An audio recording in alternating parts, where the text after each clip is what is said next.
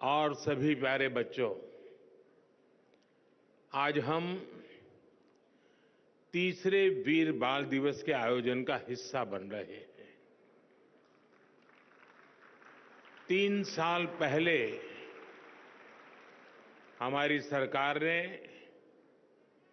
वीर साहिबजादों के बलिदान की अमर स्मृति में वीर बाल दिवस मनाने की शुरुआत की थी। अब ये दिन करोड़ों देशवासियों के लिए, पूरे देश के लिए राष्ट्रीय प्रेरणा का पर्व बना है। इस दिन ने भारत के कितने ही बच्चों और युवाओं को अदम्य साहस से भरने का काम किया है। आज देश के 17 बच्चों को वीरता, इनोवेशन, साइंस और टेक्नोलॉजी, स्पोर्ट्स और आर्टिस्ट जैसे क्षेत्रों में सम्मानित किया गया है। इन सब ने दिखाया है कि भारत के बच्चे, भारत के युवा क्या कुछ करने की क्षमता रखते हैं। मैं इस अवसर पर हमारे गुरुओं के चरणों में, वीर साहबजादों के चरणों में श्रद्धापूर्वक नमन करता हूं। मैं अवार्ड जीतने वाले सभी बच्चों को भी बधाई देता हूं, उनके परिवारजनों को भी बधाई देता हूं और उन्हें देश की तरफ से शुभकामनाएं देता हूं। साथियों, आज आप सभी से बात करते हुए मैं उन परिस्थितियों को भी याद करूंगा जब वीर साहबजादों ने अपना बलिदान दिया था। ये आज की युवा पीढ़ी के लिए भी जानना उतना ही जरूरी है और इसलिए उन घटनाओं को बार बार याद किया जाना ये भी जरूरी है। 325 साल पहले के वो हालात, 26 दिसंबर का वो दिन जब छोटी सी उम्र में हमारे साहबजादों ने अपने प्राणों की आहुति दे दी। साहिबजादा जोरावर सिंह और साहिबजादा फतेह सिंह की आयु कम थी, लेकिन उनका हौसला आसमान से भी ऊंचा था।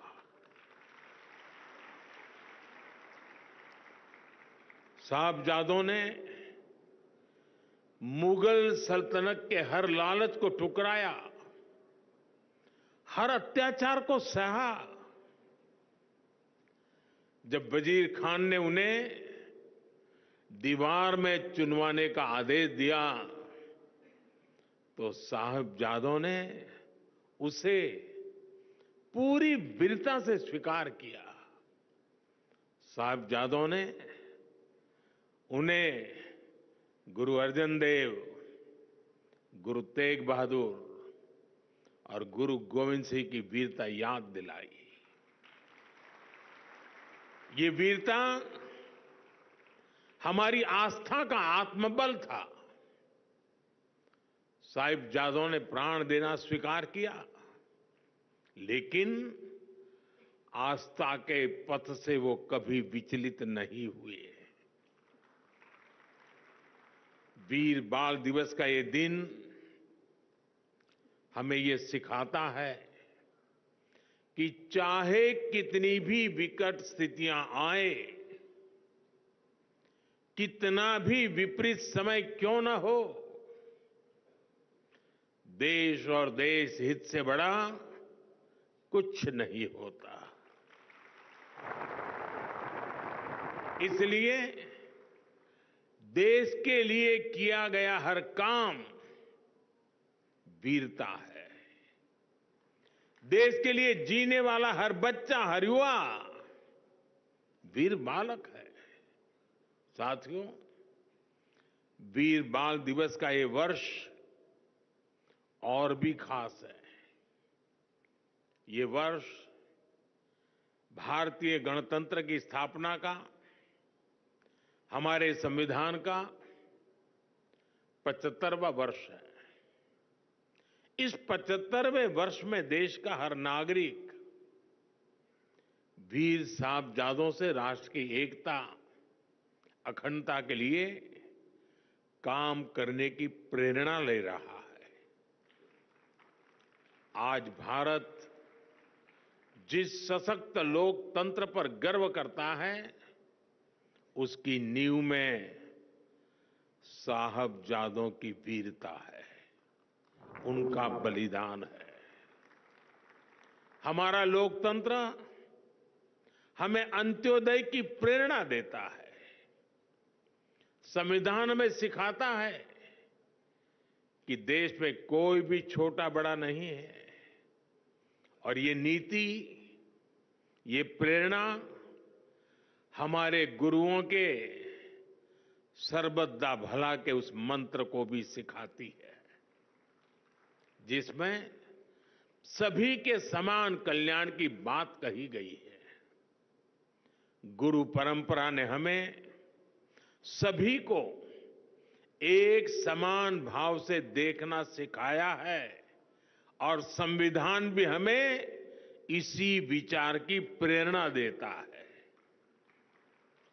वीर साहिबजादों का जीवन हमें देश की अखंडता और विचारों से कोई समझौता ना करने की सीख देता है, और संविधान भी हमें भारत की प्रभुता और अखंडता को सर्वोपरि रखने का सिद्धांत देता है। एक तरह से हमारे लोकतंत्र की विराटता में गुरुओं की सीख है, साहिबजादों का त्याग है, और देश की एकता का मूल मंत्र है। साथियों, इतिहास ने और इतिहास से वर्तमान तक भारत की प्रगति में हमेशा युवा ऊर्जा की बहुत बड़ी भूमिका रही है। आजादी की लड़ाई से लेकर के 21वीं सदी के जन आंदोलनों तक भारत के युवा ने हर क्रांति में अपना योगदान दिया है। आप जैसे युवाओं की शक्ति के कारण ही आज पूरा विश्व भारत को आशा और अपेक्षाओं के साथ देख रहा है। आज भारत में स्टार्टअप से साइंस तक, स्पोर्ट्स से एंटरप्रेन्योरशिप तक युवा शक्ति नई क्रांति कर रही है। और इसीलिए हमारी पॉलिसी में भी युवाओं को शक्ति देना सरकार का सबसे बड़ा फोकस है। स्टार्टअप का इकोसिस्टम हो, स्पेस इकोनॉमी का भविष्य हो, स्पोर्ट्स और फिटनेस सेक्टर हो, फिनटेक और मैन्युफैक्चरिंग की इंडस्ट्री हो, स्किल डेवलपमेंट और इंटर्नशिप की योजना हो, सारी नीतियां यूथ सेंट्रिक है, युवा केंद्रीय है, नौजवानों के हित से जुड़ी हुई है। आज देश के विकास से जुड़े हर सेक्टर में नौजवानों को नए मौके मिल रहे हैं। उनकी प्रतिभा को, उनके आत्मबल को सरकार का साथ मिल रहा है।